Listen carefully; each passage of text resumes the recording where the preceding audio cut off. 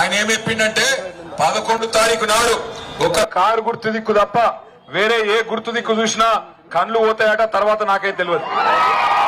అలా కళ్ళు ఖరాబ్ అయితే ఇప్పుడు కంటి వెలుగు ప్రోగ్రాం కూడా లేదు. ఇదివరకు కేసీఆర్ ఉన్నప్పుడు కంటి వెలుగు ఉండే, ఇప్పుడు అది కూడా తీసి పారేశారు. అయినా బాన్స్వాడలో నేను ఒకటే అడుగుతున్నా మీ అందరికి, ఏమున్నది ఇవాళ కాంగ్రెస్ ప్రభుత్వం వచ్చినాక ఏమన్నా మంచిగా అయిందా మీకు ఆలోచన చేయండి. ఏం జరిగింది మంచిగా, ఎన్ని అబద్ధాలు చెప్పిండ్రు ఆనాడు. మరి ఈరోజు ఇక్కడున్న మన ఎమ్మెల్యే మీరందరూ దయదలిచి 2023లో కేసీఆర్ ముఖ్యమంత్రి కావాలని చెప్పి ఇక్కడ పోచారం శ్రీనివాసరెడ్డికి ఓటేసారు. ఆ రోజు ఇదే పోచారం శ్రీనివాసరెడ్డిని ఓడగొట్టేందుకు మరి రేవంత్ రెడ్డి వచ్చి ప్రచారం చేసిండు. ఆ ఫోన్ ఇది పట్టుకోండి ఒక్క నిమిషం.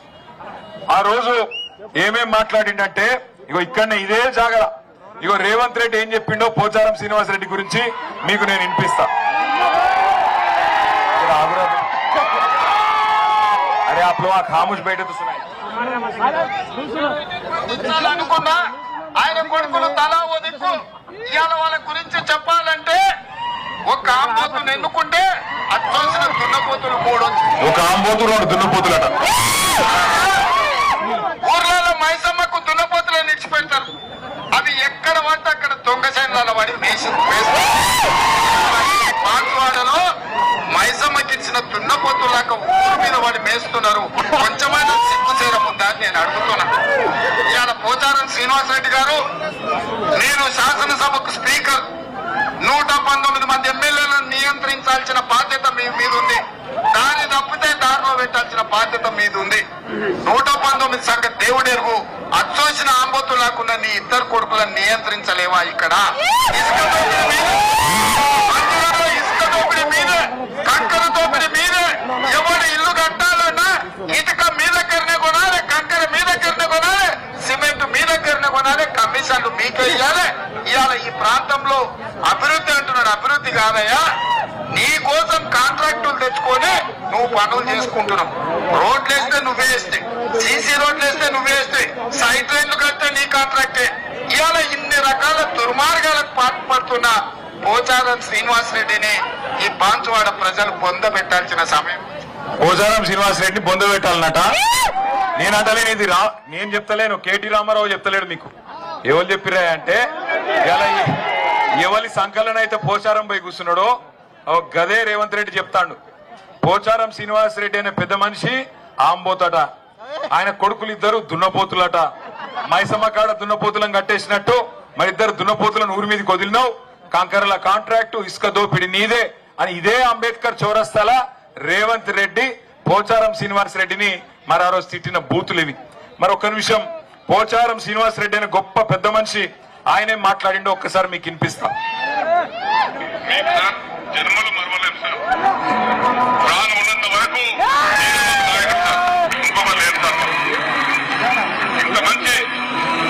ఇంత మంచి నాయకుడు నేను కూడా 47 సంవత్సరాలు చూస్తున్నా సార్. అనేక మంది చూసిన, కానీ రకరకాల మనుషులు ఉంటారు. చెప్పేది ఒకటి, చేసేది ఒకటి. కానీ మనస్ఫూర్తిగా సహృదయంతో చల్లటి చూపుతో పోచారం శ్రీనివాసరెడ్డి వెంకటేశ్వర స్వామి సాక్షిగా చెప్పిండు కేసీఆర్ గారికి. ఏం చెప్పిండు ఎరికేనా? నేను 47 ఏళ్లలో చాలా మంది ముఖ్యమంత్రులను చూసినా, కానీ నీ అంత మంచోని చూడలేదు సారు. సచ్చే వరకు, ప్రాణం ఉన్నంత వరకు నీతోనే ఉంటా అని చెప్పిండు. మరి ఇప్పుడు చచ్చిపోయిండా, బతుకున్నాడా? బతికే ఉన్నాడా? సప్పుడే ఏదైనా బండ కట్టుకొని బాయిల దుంకుమని రాదు. ఎందుకు బతికి? బాన్స్వాడ ప్రజలు ఓటేసింది దేనికి? ఈ ముసలాయన చేస్తున్నది దేనికి? నాకు అర్థం కాక అడుగుతా. ఏమన్నా సిగ్గుందా? గిన్ని బండబూతులు తిట్టినోని పట్టుకొని, గిన్ని బండబూతులు తిట్టిన రేవంత్ రెడ్డి దంకలు పోయి ఇలా కూర్చున్నాడు. నేను ఒకటే మాట అడుగుతున్నా, ఎందుకు పోయినావు? ఓటేసిన బాన్స్వాడ ప్రజలకు మోసం చేసి ఎందుకు పోయినావు చెప్తావా పోచారం శ్రీనివాసరెడ్డి గారు? ఎందుకు పోయినావు? దేనికోసం పోయినావు? ఇక్కడికి వచ్చిన మా ఆడబిడ్డలు మీరు చెప్పాలా.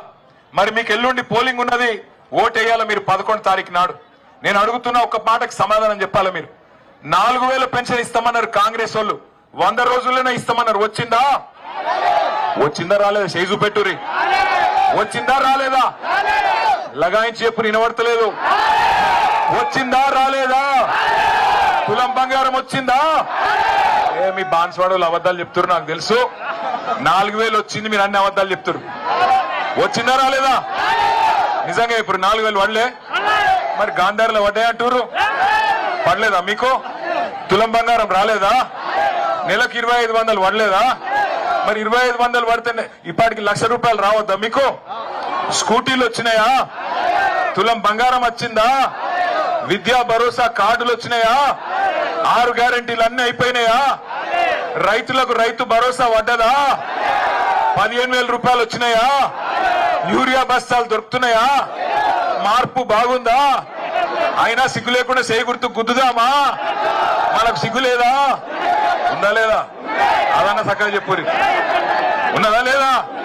మరి గిన్ని రకాలుగా హింసిస్తుంటే ఇంకా చేయి గుర్తు గుద్దుతాం. మనం గుద్దుతామా? పక్కానా లేదా?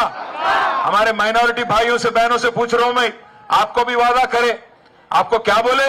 माइनॉरिटी सब प्लान लाएंगे बोले। मौलाना आजाद के नाम पे तालीम तोहफा बोले, कुछ मिला क्या आपको? रमजान तोहफा వచ్చిందా చెల్లే? रमजान तोहफा मिला क्या आपको? బతుకమ్మ చీర మిలా? నై మిలా కి మిలా? బతుకమ్మ చీర రాలే, కనీసం రైక పెట్టిండా? వీడు చీర కాదు, రైకనన్న పెట్టిండా? అయినా గుద్దుదాం మరి చేయి గుర్తుకు. వాళ్ళకి సిగ్గు లేకపోతే లేదు, మనకు లేదా? ఆలోచన చేయండి, ఆగం కాకుండ్రి. పోయిండు ముసలాయన ఆంబోతు దున్నపోతు అని అవతల అంత గలీజ్ తిట్లు తిడుతుంటే సిగ్గు లేకుండా పోయి ఆడిసిరే ఇంగిల్ మెతుకుల కోసం ఆశపడి ఇవాళ బాన్స్వాడ ఇజ్జత్ తీసి అందులో దొరవడ్డాడు. కానీ రేషం గల్ల బిడ్డలు, మా జుబేరస్ వంటి బిడ్డలు ఇవాళ ఇక్కడ నిలబడ్డారు. పోచారం శ్రీనివాస్ రెడ్డి, మీ కాడ పైసలు ఉండొచ్చు, కోట్ల రూపాయలు ఉండొచ్చు, మా కాడ క్యారెక్టర్ ఉన్న నాయకులు, జుబేర్ లాంటి నాయకులు, బాజిరెడ్డి అన్న లాంటి నాయకులు, ఎలమంచల్ సీనన్న లాంటి నాయకులు, రత్నకుమార్ లాంటి నాయకులు, రత్నాల్ లాంటి నాయకులు బాన్స్వాడలు ఉన్నారు. అన్నిటికీ మించి బాన్స్వాడ ప్రజలు ఇలా గులాబీ జెండా ఎగరాలని కోరుకుంటున్నారు. ఉత్తుత్తగానే కాదు, మీరు యాద పెట్టుకోండి, ఒకటే మాట యాద పెట్టుకోండి.